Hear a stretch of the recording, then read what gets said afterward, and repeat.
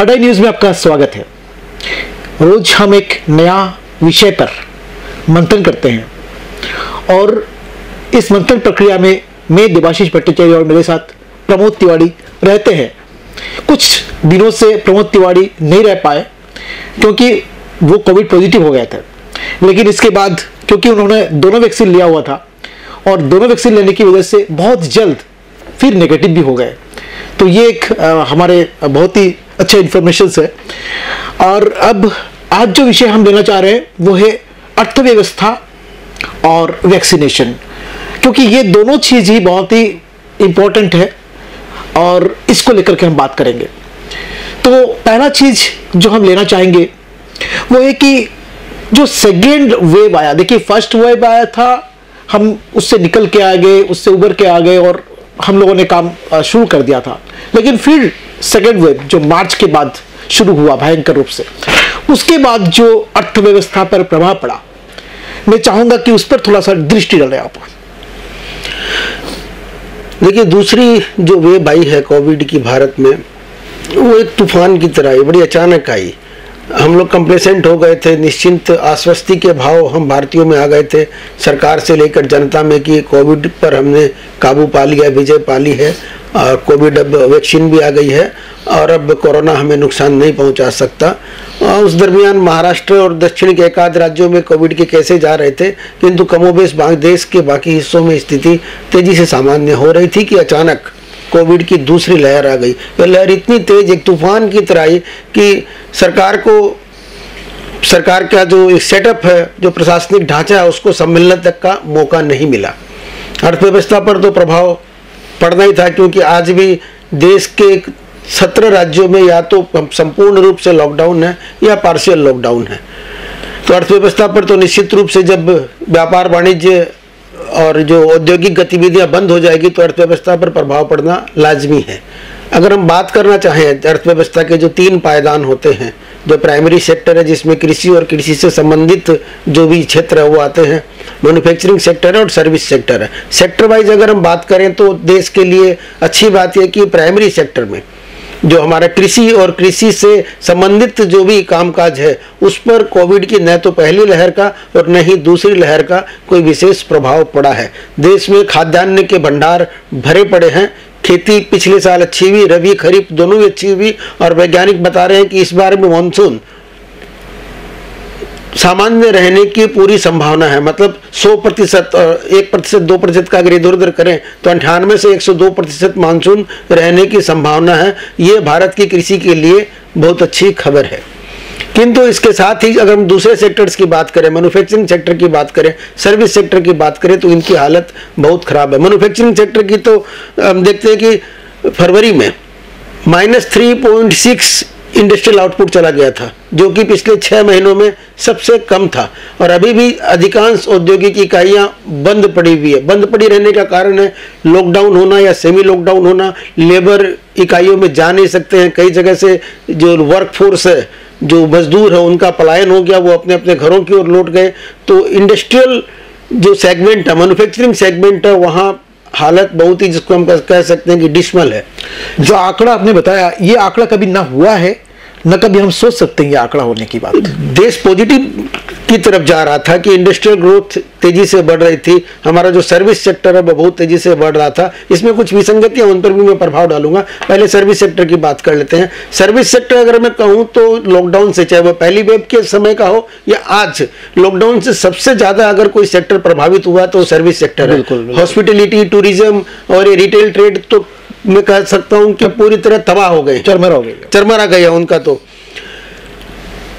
विसंगति है कि देश की आधी से अधिक जनसंख्या आज भी कृषि और कृषि से संबंधित छोटे कुटीर उद्योगों पर आधारित है, किंतु कृषि से देश की जीडीपी का महज 15 से 20% आता है। सबसे ज्यादा जीडीपी को कंट्रीब्यूट करता है हमारा सर्विस सेक्टर, उसके बाद हमारा मैन्युफैक्चरिंग सेक्टर, और जहां सबसे लोग इंगेज ज्यादा है एग्रीकल्चरल सेक्टर, वहां जीडीपी का सबसे कम हिस्सा आता है। तो जीडीपी को कंट्रीब्यूट करने वाले जो मेन सेक्टर है, हमारे मैन्युफैक्चरिंग सेक्टर और सब सर्विस सेक्टर, वो पूरी तरह से चरमरा गए हैं। आंकड़े बताते हैं कि एक चीज मैं बीच में कहना चाहूंगा, जैसे आपने कहा कि जैसे 70% लोग एग्रीकल्चर में एक्टिविटीज में लगे हुए हैं।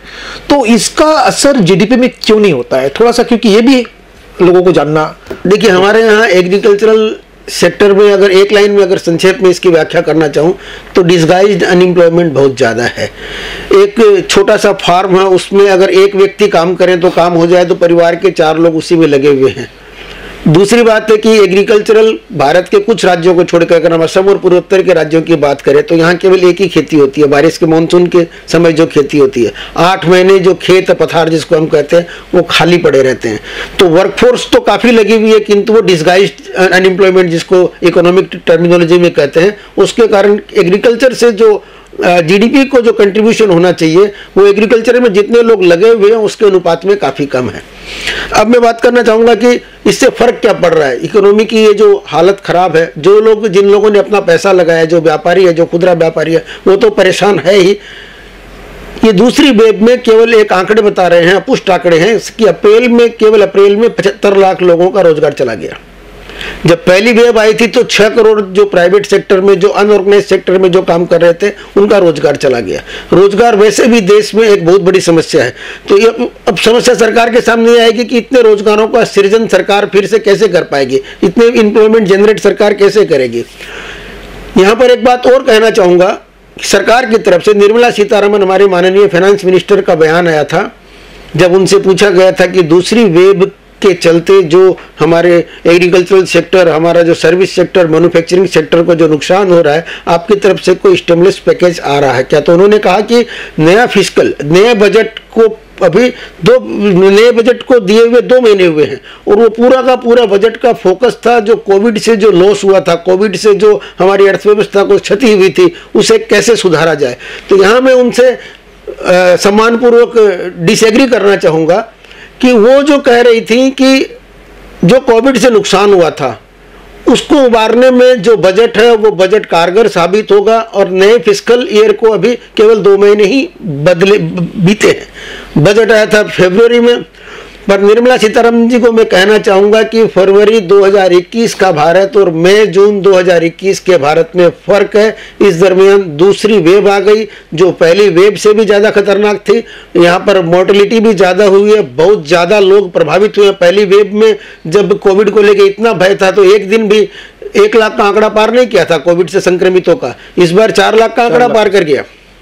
अच्छी खबर यह है कि अब धीरे धीरे सुधार हो रहा है, मोर्टेलिटी रेट भी कम हो रही है, पॉजिटिविटी रेट भी कम हो रही है। जो राज्य बहुत ज़्यादा प्रभावित थे वहाँ भी स्थिति सामान्य हो रही है। ऑक्सीजन की कमी हो, चाहे रेमडेसिविर की कमी हो, आईसीयू में बेड की कमी हो, वेंटिलेटर की कमी हो, इन सब चीज़ों से धीरे धीरे पार पाया जा रहा है। वैक्सीनेशन प्रोग्राम भी धीरे धीरे ही सही पटरी पर आते हुए नजर आ रहा है। किंतु इन सब के बीच में मैं ये कहना चाहूँगा कि आज की तारीख में जो पहली वेब से उभरने के लिए जो कुछ स्टिमुलस पैकेज दिया गया था, जहाँ तक मुझे याद है कि 1.78 लाख करोड़ का एक पैकेज दिया गया था, वो पैकेज उस समय के लिए था। उसके बाद बजट भी अच्छा आया, इसमें कहीं दो राय नहीं है। मैं तो ये कहूँगा कि आज़ाद भारत में इतना प्रोग्रेसिव बजट दूसरा नहीं आया था। किंतु अप्रत्याशित रूप से दूसरी वेब आ गई। अब दूसरी वेब से निपटने के लिए मैं समझता हूँ कि सरकार को आगे आना होगा। व्यापारी वर्ग की सहायता के लिए, उनको पैकेज देने के लिए, जो हमारी इंडस्ट्री है, मैन्युफैक्चरिंग सेक्टर है, उनको सपोर्ट करने के लिए, और सबसे बड़ी बात है हमारे सर्विस सेक्टर को सपोर्ट करने के लिए, जो कि हमारी इकोनॉमी, हमारी जीडीपी को सबसे ज़्यादा कंट्रीब्यूट करता है। पर इसमें एक थोड़ा सा विषय सेट कर एक बात और कहना चाहूँगा। जो समस्या जो आ रही है, मुझे जो लग रहा है, सरकार पॉलिसी बना रही है, सरकार का काम पॉलिसी बनाना। जो लॉ मेकर्स है वो पॉलिसी बनाते हैं और हमारी जो एग्जीक्यूटिव है वो उन पॉलिसी को इम्प्लीमेंटेशन करती है।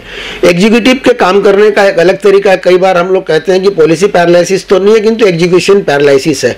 पर इन सबके बीच में ये कोविड की दूसरी वेव में एक तीसरी फोर्स ऐसी है जो सारे काम में मेरी भाषा में अगर मैं कहूँ तो अड़ंगा डाल रही है, और वो है हमारे देश की जुडिशरी की, जुडिशियल एक्टिविज्म जिसको कहते हैं, जुडिशरी की अति सक्रियता, न्यायिक अति सक्रियता से मैं देख रहा हूं कि दूसरी वेब से निपटने में सरकार को परेशानियों का सामना करना पड़ रहा है। कभी न्यायालय बोलते हैं कि हम किसी को लटका देंगे। ऑक्सीजन सिलेंडर के ऊपर भी सारी पंचायती न्यायालय कर रहा है। रेमडेसिविर नहीं है तो न्यायालय पूछ रहा है। वैक्सीनेशन के लिए सरकार से न्यायालय सवाल कर रहा है। न्यायालय में करोड़ों मामले लंबित पड़े हैं। दीवानी मामलों की तो आप छोड़ ही दीजिए, जिनको सल्टाने में पीढ़ियां निकल जाती है। फौजदारी के निचली अदालतों में लाखों केस, छोटे छोटे मारपीट के केस लंबित पड़े हुए हैं, चार्जशीट नहीं हुई है। हमारी जेलें भरी हुई ऐसे लोगों से जिनके ऊपर अभी तक चार्जशीट नहीं हुई है। तो न्यायालय अपना जो कार्य क्षेत्र है उस पर ध्यान दे, विधायिका और जो कार्यपालिका उनको अपना काम करने दें। अगर न्यायपालिका को यह भ्रम है कि भारतीय लोकतंत्र के 3 स्तंभ न्यायपालिका, विधायिका और कार्यपालिका में वो श्रेष्ठ है, तो ये उनका भ्रम है। क्योंकि अगर मेरी जो जानकारी है, संविधान जितना मैंने पढ़ा है, कि वे फर्स्ट एमंग इक्वल भी नहीं है। तो न्यायपालिका अति सक्रियता से बाज आए, सरकारों को अपना काम करने दें। देश में ऐसी बहुत सी अराजकतावादी ताकतें हैं जो हर मुद्दे पर पिटीशन और पीआई लेकर कोर्ट में चली जाती है और कोर्ट सरकारों को और कार्यकारिणी को बुला देती है, समन इशू कर देती है। उनका फोकस कोविड मैनेजमेंट से ज़्यादा फिर न्यायपालिकाओं को जवाब देने में लग जाता है। फिर न्यायपालिका की तरफ से जिस तरह के जजमेंट आते हैं उससे भ्रम और फैलता है, ऐसा मेरा मानना है। अच्छा, अभी ये विषय में हम लोगों ने फिर पहले भी बात किया था कि न्यायालय की क्या मतलब क्या होना चाहिए और क्या नहीं। अब जाकर के हम एक चीज पर ध्यान फोकस करेंगे। कुछ आंकड़े इस तरह से आए जो आंकड़े बहुत डरावनी है। ये आंकड़े हैं स्टार्टअप्स की। 31,000 स्टार्टअप्स पिछले 2 महीने में, ये जो सेकेंड वेव में पिछले 2 महीने में 31 स्टार्टअप्स पूरे बंद हो गए। मतलब वो एक्टिविटीज, जीरो एक्टिविटीज हो गया। और फर्स्ट वेव की बात करें तो ये लगभग 2 लाख स्टार्टअप की बात हुई। ये 2 लाख स्टार्टअप पिछले 2 साल में, अगर कहा जाए 2 साल नहीं, लगभग पिछले 2020 के मार्च से लेकर के अब तक लगभग 2 लाख स्टार्टअप्स क्या होते हैं?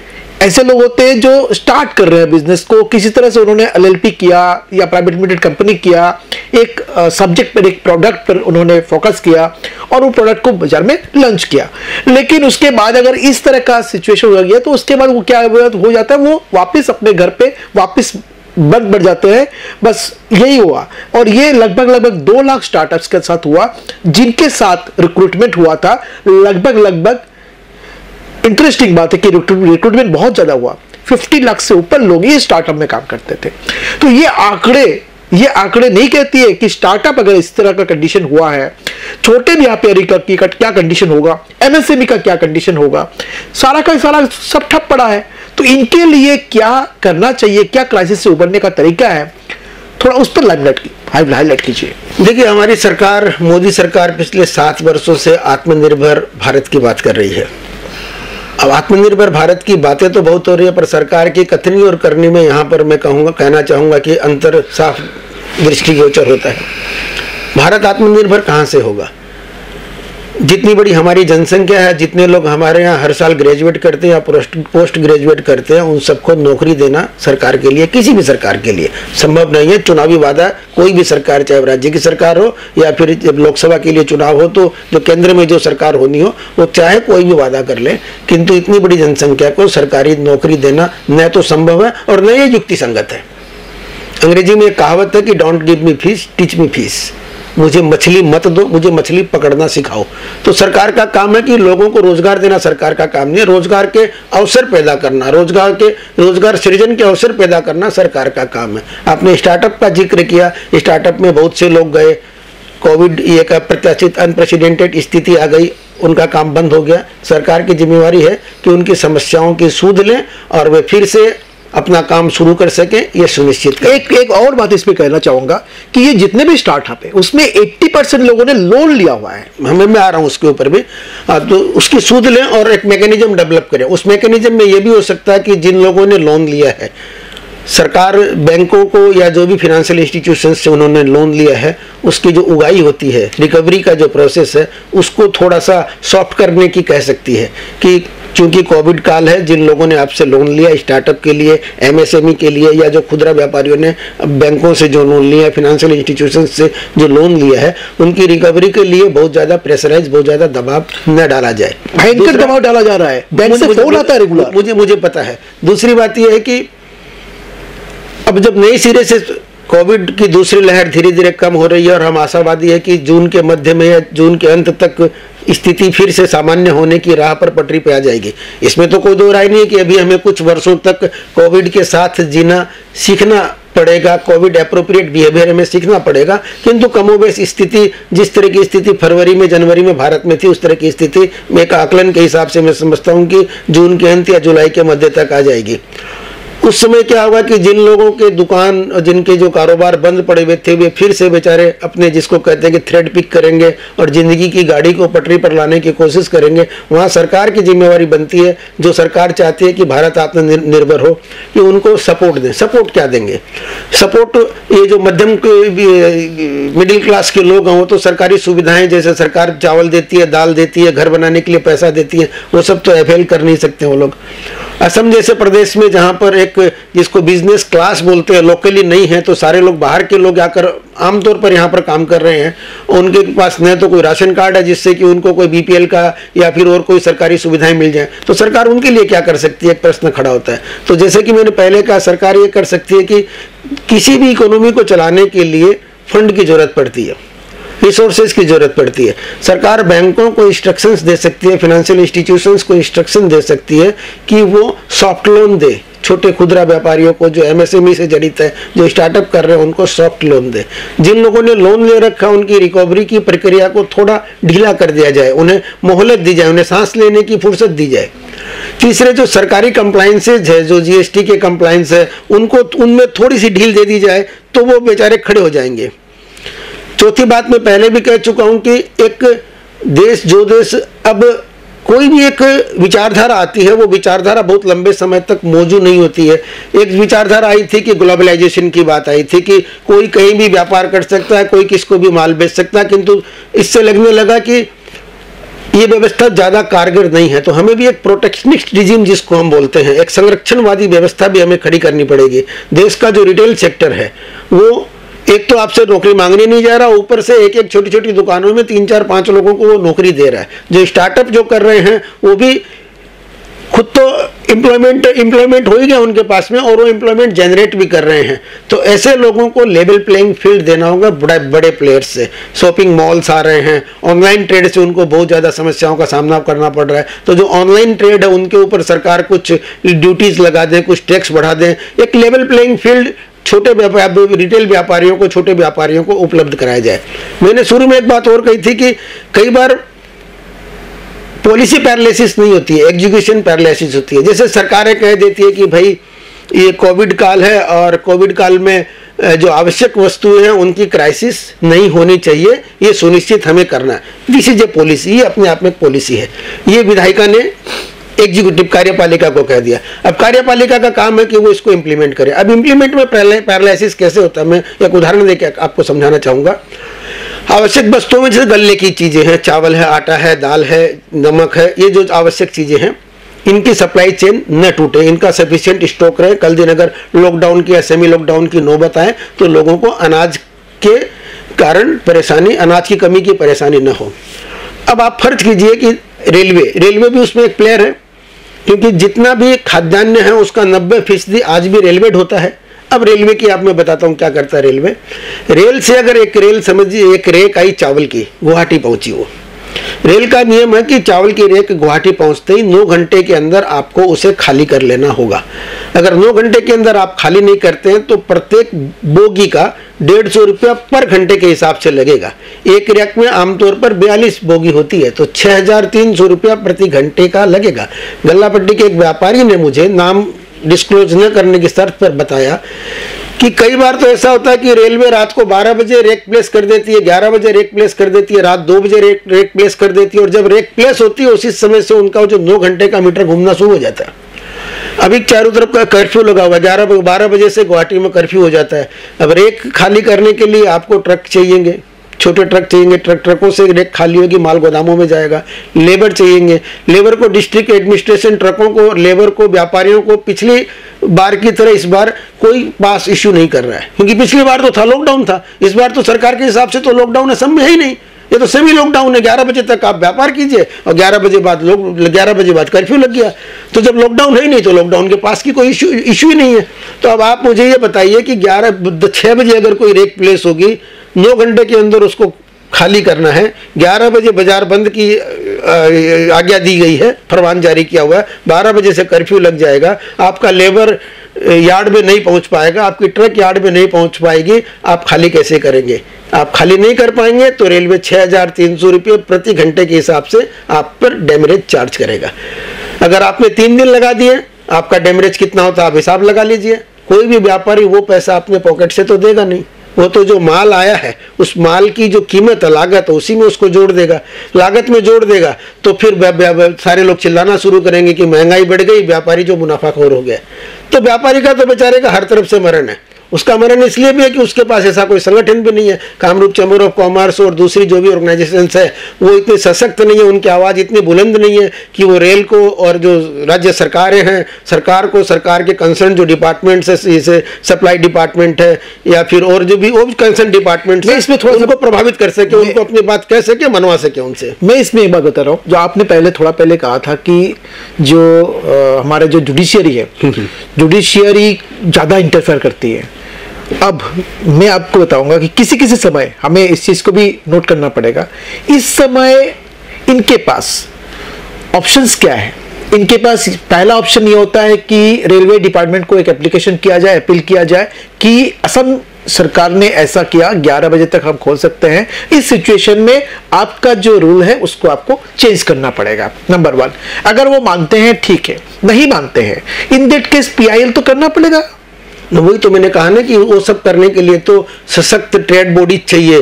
कामरूप चैम्बर ऑफ कॉमर्स चाहिए आपके पास पावरफुल, वो पावरफुल चैम्बर ऑफ कॉमर्स आपके पास में नहीं है। ट्रेड बॉडीज देश के बाकी हिस्सों की बात में नहीं कर रहा, जहाँ तक असम की, गुवाहाटी की बात में कर रहा हूँ, कोई ट्रेड बॉडीज इतनी वोकल नहीं है, उसके पास में इतनी ताकत नहीं है, ऐसी लीडरशिप नहीं है जो हेड ऑन ले सके रेलवे को, जो हेड ऑन ले सके प्रशासन को, जो सरकार को दम के साथ अपनी बात कह सके, उनसे अपनी बात मनवा सके।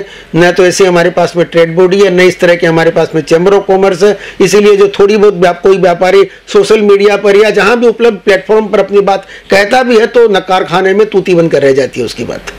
बिल्कुल। तो ये एक विषय है जो बहुत ही हमें सोच करके चलना पड़ेगा, क्योंकि देखिए रेलवे डिपार्टमेंट को भी इस पर नजर देना चाहिए। उनको पता होना चाहिए कि असम के साथ में क्या है और किस स्टेट में क्या कंडीशन है, और उस हिसाब से सहूलियत देना चाहिए बिजनेस। इसमें एक बात और कहना चाहूंगा कि ये जो कोविड सिचुएशन जब से आई है, कोविड क्राइसिस जब से आई है, तब से देश में एक वर्क फ्रॉम होम की कल्चर शुरू हो गई है। एक डिबेटेबल इश्यू है। कुछ लोगों का कहना है कि वर्क फ्रॉम होम जब होता है तो किसी भी व्यक्ति की प्रोडक्टिविटी, काम करने में जो आउटपुट वो देता है वो बढ़ जाता है, क्योंकि वो अपने होमली इन्वायरमेंट में रहता है।